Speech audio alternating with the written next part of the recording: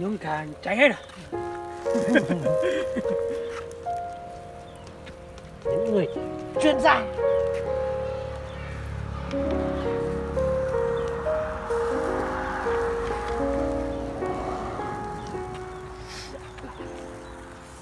Là xuân là trở thầu.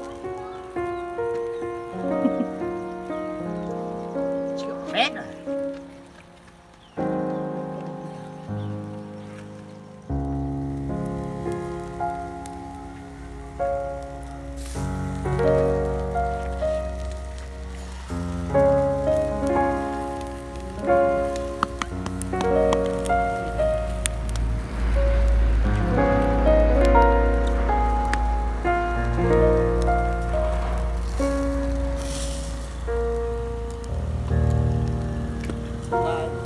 Ra những phải phát đồ nồng.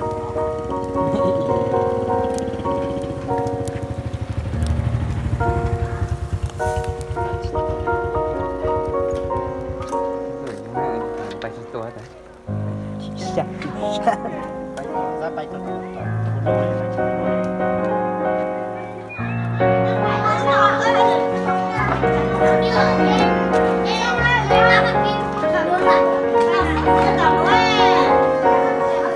Nhưng mà có chưa rửa tay không? Mày bỏ cái điện thoại ra thế nào? Cần cái điện thoại như thế xúc xị đâu ra?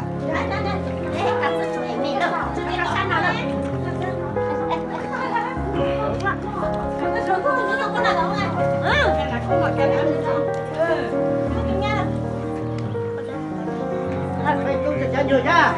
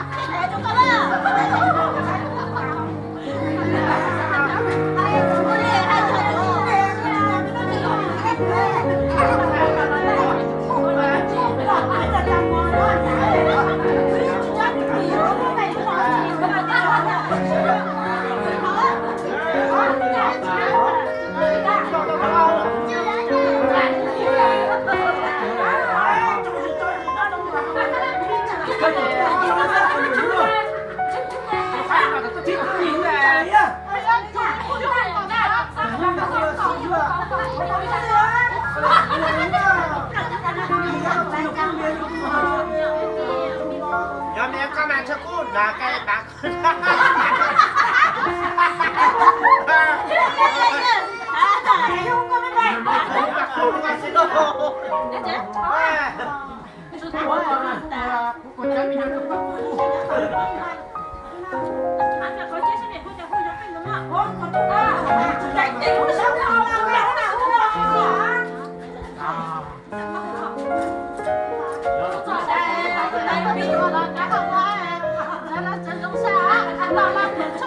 Nếu con mà việc đó không chơi đâu, phải đâu quý lại một đứa con Hãy subscribe cho kênh Ghiền Mì